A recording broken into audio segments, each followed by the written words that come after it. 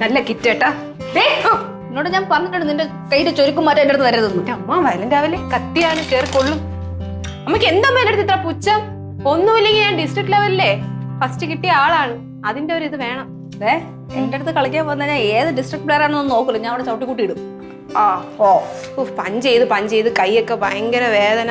അതല്ലേ അമ്മനെ ഇടിച്ചിട്ടാണ് നിനക്ക് കൈ വേദന. അമ്മ തല്ലി അങ്ങനെ വരും. അങ്ങനെയൊന്നുമില്ല.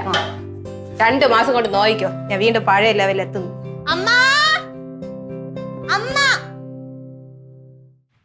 നിന്റെ മുന്നിലല്ലേ നിൽക്കുന്നത്? കാരണം അമ്മ വിളിക്കണേ നിന്നെ. പോകാൻ വല്ല ആവശ്യമുണ്ടോ? ഞാൻ അവിടെ നിന്ന് വരെയപ്പോ എന്തോ ഒരു സ്നേഹമില്ലാത്തവനക്ക്. സ്നേഹത്തിന്റെ പേര് വിളിച്ചു പോകുന്നത് ദേവി, എനിക്ക് സമാധാനം വേണം. ഓ എന്തോ വേണ്ടേക്ക്. അല്ല ഞാൻ ചോദിക്കട്ടെ, നീ കൊറേ ദിവസം കൊണ്ടേ രാവിലെ കാത്തുവിന്റെ വീട്ടിൽ പോണെന്നും പറഞ്ഞ് അടക്കയുള്ള എന്താണ് പരിപാടി? എന്തിനു പോണ്? അത് പിന്നെ അമ്മ ഒരു അത്യാവശ്യമുണ്ട്. എന്തോന്ന് അത്യാവശ്യം? പ്രത്യേകിച്ചൊന്നുമില്ല. കാർത്തുമില്ലേ, അവള് മാത്സിന് ഭയങ്കര വീക്ക്. ഞാൻ വിചാരിച്ചു ഫ്രീ സമയത്ത് ഫ്രീ ആയിട്ടിരിക്കുമ്പോ അവളെ പോയി പഠിപ്പിക്കാന്ന് മാത്സ്. നീ പഠിപ്പിക്ക. നിനക്ക് വല്ലതും അറിയാവോടി പിങ്കി? അറിയാവോ കണക്കിന് എന്തോന്ന്? പിന്നെ എനിക്ക് എന്റെ പഠിത്ത കാര്യത്തെ പറ്റി നീ പറയല്ലേ റിങ്കി? സത്യല്ലേ ഞാൻ പറഞ്ഞ? വേറെ എന്തിനു ഞാൻ മോശമായാലും പഠിക്കാനും തിന്നാനും എന്നെ കഴിഞ്ഞിട്ടുള്ളൂ. വേറെ തിന്നാൻ നിന്നെ കഴിഞ്ഞിട്ടുള്ളൂ. വേറെ അത് കറക്റ്റ് ആണ്. അതിൽ നിനക്ക് അമ്മ വരും. അമ്മ വിളിച്ചു പോകലെന്നുണ്ട്, കാര്യം പറ.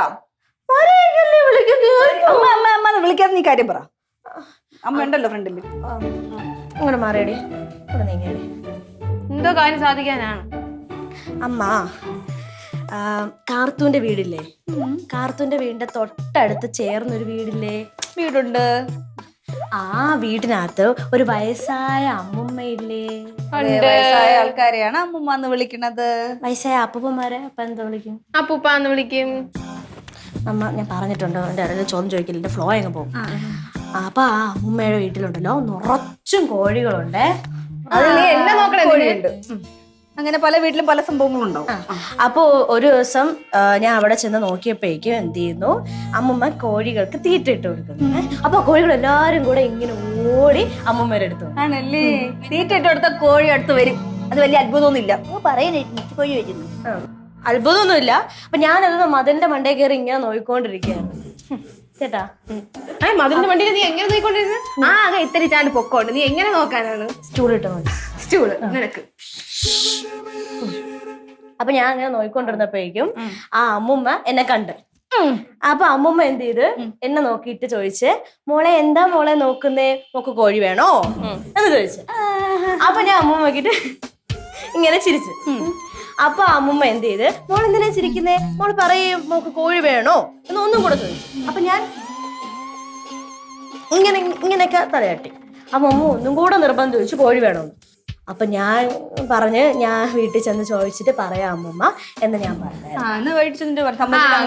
ഇല്ല, അങ്ങനെ വീട്ടിൽ ചെന്ന് ചോദിച്ച് ഞങ്ങൾ എല്ലാരോടും ചോദിച്ച് അപ്പൊ എല്ലാരും പറഞ്ഞു കോഴിയെ വേണ്ടാന്ന്. എന്തോ അത് പിന്നെ കോഴിക്കേസാ, കോഴിക്കേസ്.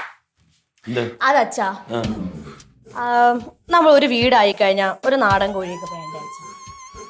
കോഴി വളർത്തണം നല്ലതാണ്. നല്ലതാണ് നല്ലതാണ് അല്ലേ?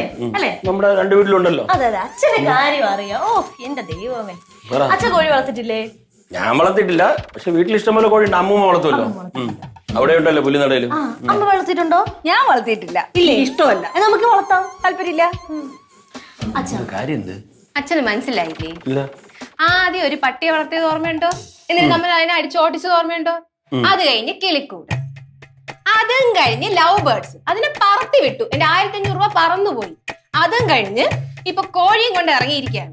ഇനി ഇത് കഴിയുമ്പോ വലിയൊരു ആനയെ കൊണ്ട് മുന്നിൽ നിർത്തും. എന്നിട്ട് നമുക്ക് ആ ആനപ്പിണ്ടം വെച്ചിട്ട് നമുക്ക് സാമ്പ്രാണി ഉണ്ടാക്കുന്ന ബിസിനസ് തുടങ്ങാം.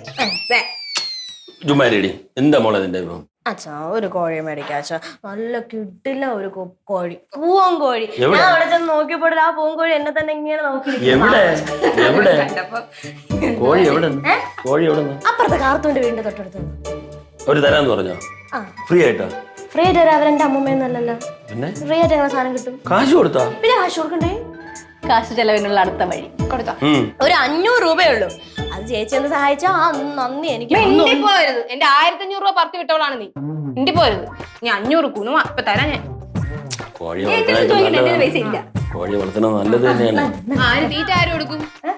ആ വേറെ കാര്യമുണ്ട്, ഇദ്ദേഹം നോക്കണം, തീറ്റ കൊടുക്കണം, അത് കൂട് വേണ്ടേ ഇതിന്. കൂട് ഇപ്പൊ തൽക്കാലം ഇല്ലല്ലോ, നമുക്ക് വീട്ടിൽ കെട്ടിട്ട് വളർത്താം. വീട്ടിലിരുന്ന് വളർത്താൻ പട്ടിയാടി. ഉണ്ടായിരിക്കും അങ്ങോട്ട്. ഇത് ഇവിടെ മൊത്തം കഷ്ടിച്ച് നാട്ടിക്കും. അതാണ് അത് ഇല്ല, പുറത്തല്ലേ, അത്ര നാറ്റൊന്നും ഇല്ല. നല്ല സുഖമായിരിക്കും. നീ തീറ്റ എങ്ങനെ കൊടുക്കും പറ. തീറ്റ കൈ കൊണ്ട് കൊടുക്കും, പിന്നെ അത് അങ്ങനെ കൊടുക്കണ തീറ്റ. ഇത് ഉണ്ടാക്കാതെ ബഹളം ഉണ്ടാക്കാതെ. അച്ഛൻ പറ, അച്ഛൻ എന്നെ കൈ വിടരുത് പ്ലീസ്. ഞാൻ നിന്നെ കൈവിടുന്ന് പറഞ്ഞില്ലല്ലോ. ഇല്ലല്ലേ? അപ്പൊ അച്ഛാ, അച്ഛന്റെ പേഴ്സിനെ ഒരു 500 രൂപ എടുക്കണം അച്ഛാ. അത് പാലുകാരന് കൊടുക്കാൻ പറ്റുന്ന പൈസ. ഓടിപ്പോയിക്കോ, എന്നാ ഇപ്പൊ കിട്ടും. മക്കളെ 500 ഗോവിന്ദ. 2 എണ്ണവും പൈസ എന്തിനാ നീ കണക്ക് തന്നെ. അവളെ മാത്രം പറയുന്നത് വേണ്ട. അച്ഛൻ ഇപ്പൊ പാഴ്ചെലവിന്റെ കണക്ക് പറയേ. തുടങ്ങി. പാടില്ലല്ലോ ഒന്നും പറയാൻ.